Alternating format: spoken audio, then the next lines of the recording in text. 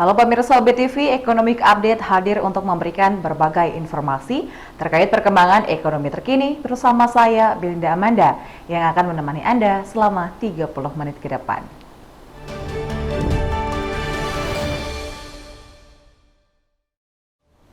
Rangkuman berita pertama pemirsa, nilai tukar mata uang rupiah di minggu Lebaran menguat di tengah menuju Hari Raya Umat Islam. Selanjutnya, Presiden RI Joko Widodo menggelar pertemuan bisnis dengan 3 pemimpin perusahaan Eropa di Hotel Kastens Louis-Senhof, Hanover, Jerman. Menjelang Idul Fitri 1444 Hijriah, angkutan bus Arjosari diperkirakan mengalami lonjakan penumpang pada 2 hari jelang Lebaran hingga malam takbir.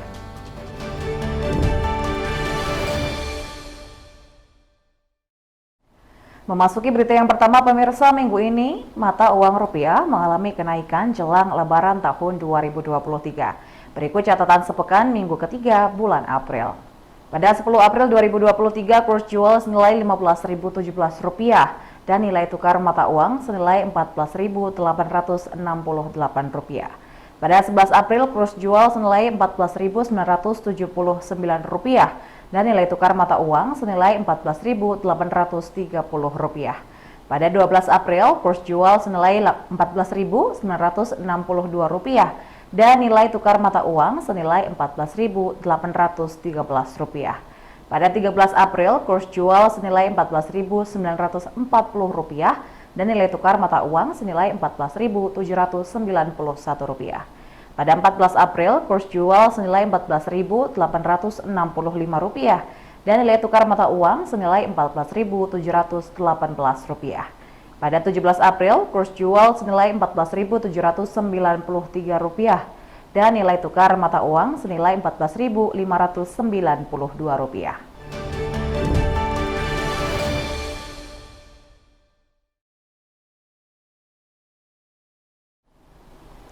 Beralih ke berita selanjutnya, pemirsa, Presiden RI Joko Widodo menggelar pertemuan bisnis dengan 3 pemimpin perusahaan Eropa di Hotel Kastens Louis-Senhof, Hanover, Jerman pada minggu lalu. 3 perusahaan tersebut mengaku minat untuk melakukan investasi di Indonesia. Presiden RI Joko Widodo menggelar pertemuan bisnis dengan 3 pemimpin perusahaan Eropa. Adapun perusahaan tersebut adalah BASF, Eramet, dan Volkswagen melalui PowerCo. Dalam pertemuan tersebut, pemimpin perusahaan BASF menyampaikan secara langsung bahwa pihaknya akan melakukan investasi dalam pembangunan ekosistem baterai mobil di Maluku Utara. BASF menyampaikan secara langsung minat investasinya kepada Bapak Presiden Joko Widodo untuk melakukan investasi di Maluku Utara dalam rangka pembangunan ekosistem baterai mobil yang kurang lebih investasinya sekitar 2,6 miliar dolar Amerika Serikat. Nantinya, BASF akan bekerja sama dengan perusahaan Perancis Eramet untuk menciptakan ekosistem tersebut dengan menerapkan praktek usaha yang memperhatikan ESG, Environment, Social, and Government, lingkungan, dan juga menggunakan energi hijau. Proses pembangunannya akan mulai dilakukan pada akhir 2023 ini. Kemudian perusahaan Volkswagen melalui PowerCo juga turut akan membangun ekosistem baterai mobil di Indonesia dengan bekerja sama dengan sejumlah perusahaan termasuk perusahaan nasional. Saya pikir ini adalah sebuah momentum yang tepat untuk kemudian menyampaikan kepada dunia bahwa Indonesia terbuka dalam rangka bagaimana menarik investasi tidak hanya di benua Asia tapi juga adalah benua Eropa. Dan ini sebagai bentuk investasi yang inklusif dan sekaligus untuk menganulir cara berpikir orang bahwa seolah-olah pengelolaan tambang kita di Indonesia tidak memperhatikan kaidah-kaidah yang ada pada standar internasional. Insya Allah ke depan investasi ini akan semakin baik.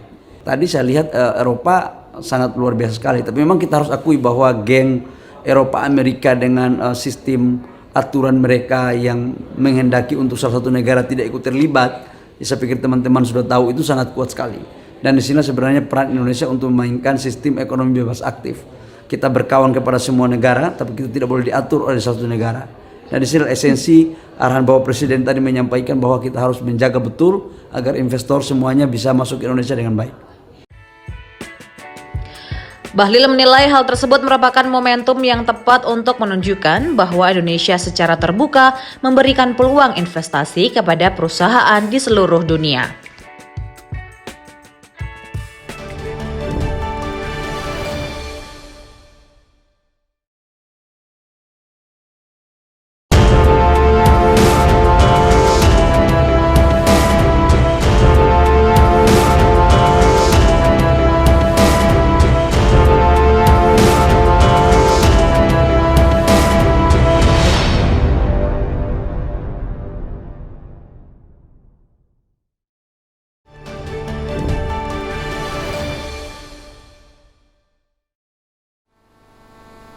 Menjelang Idul Fitri 1444 Hijriah, angkutan bus Arjosari diperkirakan mengalami lonjakan penumpang pada 2 hari jelang Lebaran hingga malam takbir. Menurut pihak petugas Terminal Arjosari, arus mudik tahun ini terbilang sepi. Namun demikian diprediksi puncak lonjakan penumpang akan terjadi pada malam takbir. Maraknya mudik gratis menggunakan bus yang disediakan oleh pemerintah daerah juga menjadi penyebab menurunnya jumlah penumpang bus umum. Berdasarkan data pihak Terminal Arjosari, jumlah penumpang bus dalam beberapa hari terakhir terlihat fluktuatif. Ada hari yang mengalami kenaikan hingga 23%, tapi ada juga yang turun hingga 47% dari hari sebelumnya. Sejak 13 April, jumlah penumpang terbanyak terjadi pada Sabtu lalu. Saat itu jumlah penumpang berangkat untuk bus antar kota dalam provinsi sebanyak 3.638 orang dan antar kota antar provinsi sekitar 918 orang. Sementara penumpang tiba untuk akap 263 orang dan 2.262 orang. Kepala Terminal Arjosari Hadi Supeno mengatakan peningkatan penumpang terjadi pada bus akap trayek Jakarta. Hadi memperkirakan puncak arus mudik menggunakan bus akan terjadi pada 2 hari menjelang Lebaran. Penumpang mudik tahun ini diproyeksi lebih banyak dari masa pandemi.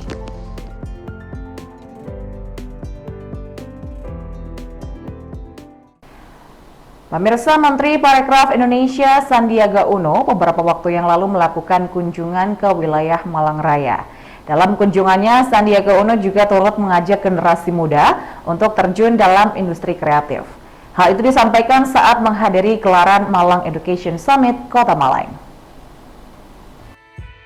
Ekonomi kreatif merupakan potensi ekonomi masa depan Indonesia untuk menghadapi globalisasi dunia digital. Untuk memasuki era tersebut dibutuhkan gerak cepat dan bersama semua pihak, terutama anak muda untuk terjun dalam ekonomi kreatif. Menparekraf Sandiaga Uno mengajak anak muda di Malang untuk terjun menjadi pelaku industri kreatif dalam berbagai subsektor. Sandi melihat potensi Malang Raya sangatlah besar dalam industri kreatif dengan dukungan sumber daya manusia yang memadai. Untuk masuk dalam industri kreatif besar, anak muda harus memiliki 3 prinsip dalam bekerja. Prinsip tersebut menurut Menteri Parekraf Sandiaga Uno adalah gerak cepat atau gercep, gerakan bersama atau geber, dan garap semua potensi atau gaspol. Sandi melihat anak muda di Malang Raya memiliki peluang besar untuk menjadi pelaku utama industri dan ekonomi kreatif karena mereka memiliki sarana dan sumber daya manusia yang memadai. Acara yang sangat luar biasa ini, saya bersama dengan Pak Joko dari OPC dan juga Gekras, saudara Rian dan Kadis Pariwisata Provinsi Pak Hudi, ingin mengajak kita semua untuk masuk di dunia persaingan yang semakin ketat karena kita akan menjadi pemenang. Tapi kita punya sisi ekonomi kreatif. Ada beberapa keunggulan kita karena ekonomi kreatif dan ekonomi digital dalam masa depan. Amerika sudah berubah dengan Hollywood, Korea dengan K-pop. Indonesia sekarang punya juga ekonomi kreatif yang nomor 3 terbesar di dunia. Tepuk tangan untuk Indonesia.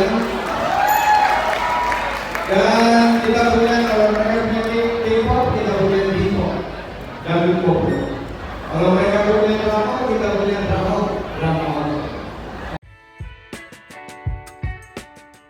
Hal ini menjadi modal besar bagi anak muda di Malang untuk menjadi motor dari ekonomi kreatif di Malang Raya dan Jawa Timur. Saat ini berbagai subsektor ekonomi kreatif dapat ditumbuhkan di Malang Raya. Diharapkan ekonomi kreatif menjadi lokomotif pertumbuhan ekonomi Indonesia di masa yang akan datang dengan anak muda sebagai pelaku utamanya. Pemirsa, PT Jasa Marga Persero Tbk mencatat sebanyak 179.028 kendaraan meninggalkan wilayah Jabotabek pada H-7 Hari Raya Idul Fitri 1444 Hijriah atau pada Sabtu 15 April 2023. Angka tersebut merupakan angka kumulatif arus lalu lintas dari 4 gerbang tol barier utama, yakni gerbang tol Cikupa, gerbang tol Ciawi, dan gerbang tol Cikampek Utama, dan juga gerbang tol Kalihurip Utama. Total volume lalu lintas yang meninggalkan wilayah Jabotabek ini meningkat 11,56% jika dibandingkan lalu lintas normal, yakni 160.473 kendaraan. Jika dibandingkan dengan periode Lebaran 2023, total volume lalu lintas ini naik sebesar 17,3% dari 152.594 kendaraan saat itu. Kendaraan meninggalkan Jabotabek menuju ke 3 arah, yakni mayoritas sebanyak 90.416 kendaraan atau 50,5% menuju arah timur, yakni Trans Jawa dan juga Bandung. 50.882 kendaraan atau 28,4% menuju ke arah barat atau Merak, dan sebanyak 37.730 kendaraan atau 21,1% menuju arah selatan atau puncak. Adapun rincian distribusi lalu lintas H-7 Lebaran dipantau Jasa Marga adalah sebagai berikut. Arah timur Trans Jawa dan Bandung, lalu lintas meninggalkan Jabotabek menuju arah Trans Jawa melalui gerbang tol Cikampek Utama, jalan tol Jakarta Cikampek dengan jumlah 56.213 kendaraan, meningkat sebesar 69,37% dari lalu lintas normal. Lalu lintas meninggalkan Jabotabek menuju arah Bandung melalui gerbang tol Kalihurip Utama, jalan tol Cipularang dengan jumlah 34.203 kendaraan yang lebih rendah sebesar 9,30% dari lalu lintas normal. Total lalu lintas meninggalkan Jabotabek menuju arah Trans Jawa Bandung melalui kedua gerbang tol tersebut adalah sebanyak 90.416 kendaraan, meningkat sebesar 27,53% dari lalu lintas normal. Arah barat atau Merak, lalu lintas meninggalkan Jabotabek menuju arah Merak melalui gerbang tol Cikupa, jalan tol Tangerang Merak adalah sebesar 50.882 kendaraan, meningkat 6,57% dari lalu lintas normal. Arah selatan atau puncak. Sementara itu, jumlah kendaraan yang meningkat Jabotabek menuju arah puncak melalui gerbang tol Ciawi, gerbang tol Jagorawi sebanyak 37.730 kendaraan, yang lebih rendah sebesar 9,80% dari lalu lintas normal. Selain itu, menurut data Kementerian Perhubungan mencatat lonjakan penumpang angkutan umum mulai terlihat hampir di semua moda angkutan pada H-7 kemarin, yang dipantau dari Posko Angkutan Lebaran 2023 di kantor Kemenhub Jakarta. Adapun sejumlah titik pergerakan penumpang dan kendaraan yang dipantau melalui posko meliputi 111 terminal, 16 pelabuhan penyeberangan, 51 bandara udara, 110 pelabuhan laut, 13 DAOP, 42 gerbang tol, dan 20 ruas jalan arteri. Berdasarkan data sementara, total jumlah penumpang angkutan umum pada H-7 kemarin sebanyak 586.270 orang, lebih tinggi dibandingkan H-8, yakni 565.633 orang. Angka ini juga meningkat 9,79% dibandingkan dengan H-7 pada tahun 2022, yakni 528.850 orang.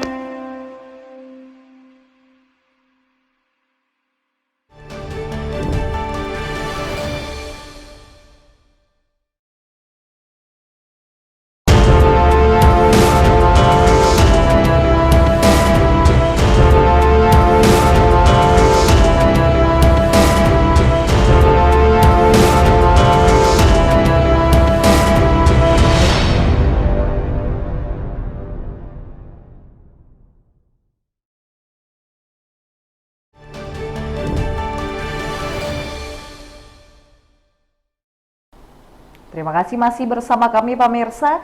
Nilai ekspor Indonesia pada Maret 2023 mencapai 23,50 miliar US dollar atau naik sebesar 9,89%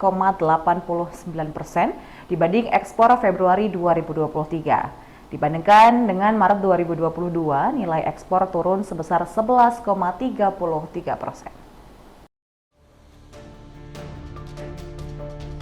Ekspor non-migas pada Maret 2023 mencapai 22,16 miliar US dollar, yakni naik 9,71% dibandingkan Februari 2023. Sementara itu turun 11,70% jika dibandingkan ekspor non-migas pada Maret 2022. Secara kumulatif, nilai ekspor Indonesia pada Januari hingga Maret 2023 mencapai 67,20 miliar US dollar atau naik 1,60% dibandingkan periode yang sama pada tahun lalu. Sementara ekspor non-migas mencapai 63,19 miliar US dollar atau naik sebesar 0,55%. Peningkatan terbesar ekspor non-migas pada Maret 2023 terhadap Februari 2023 terjadi pada komoditas bahan bakar mineral sebesar 568,8 juta US dollar, yakni 14,29%. Sedangkan penurunan terbesar terjadi pada lemak dan juga minyak hewani atau nabati sebesar 260 juta US dollar atau 10,53%. Menurut sektor ekspor non-migas, hasil industri pengolahan Januari hingga Maret 2023 turun sebesar 5,40% dibandingkan periode yang sama pada tahun lalu. Demikian juga ekspor hasil pertanian kehutanan dan perikanan turun sebesar 5,69%, sedangkan ekspor hasil tambang dan lainnya naik sebesar 28,10%. Ekspor non-migas pada Maret 2023 terbesar adalah ke Tiongkok, yakni 5,67 miliar US dollar, disusul Amerika Serikat 1,97 miliar US dollar dan Jepang sebesar 1,78 miliar US dollar. Dengan kontribusi ketiganya mencapai 42,51%. Sementara ekspor ke ASEAN dan Uni Eropa masing-masing sebesar 4,09 miliar US dollar dan 1,53 miliar US dollar. Menurut provinsi asal barang, ekspor Indonesia terbesar pada Januari hingga Maret 2023 berasal dari Jawa Barat dengan nilai 9,19 miliar US dollar atau 13,68%. Diikuti Kalimantan Timur yakni 7,95 miliar US dollar atau 11,83%. Dan Jawa Timur sebesar 6,31 miliar US dollar atau 9,38%. Selanjutnya pemirsa, nilai impor Indonesia pada Maret 2023 mencapai 20,59 miliar US dollar atau naik sebesar 29,33% dibandingkan pada Februari 2023 atau turun sebesar 6,26% dibandingkan Maret 2022.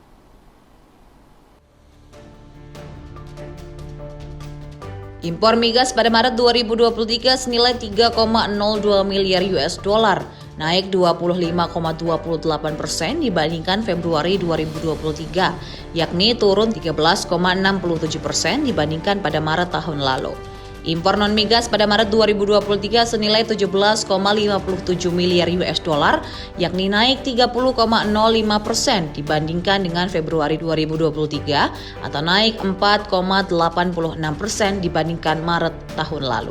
Peningkatan impor golongan barang non-migas terbesar Maret 2023 dibandingkan Februari 2023 adalah mesin, perlengkapan elektrik dan bagiannya sebesar 582,9 juta US dollar atau 29,45%.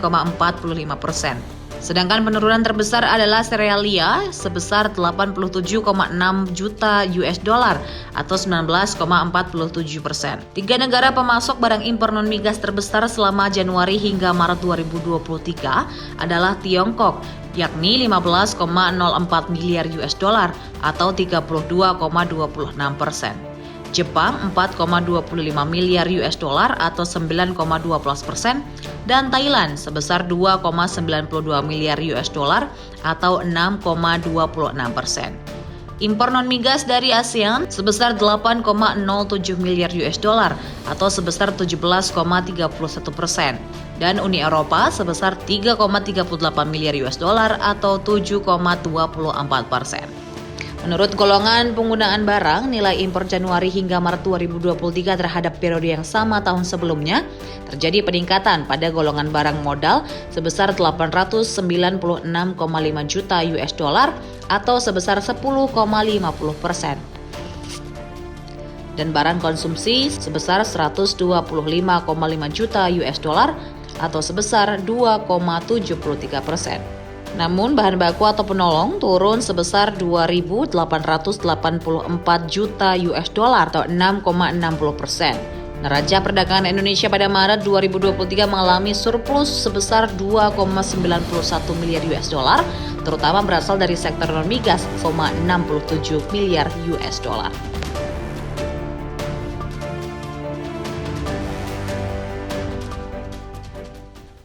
Terima kasih pemirsa, Anda sudah menyaksikan Economic Update pekan ini. Terus update berita ekonomi terkini hanya di UB TV. Saya Belinda Amanda pamit, sampai jumpa.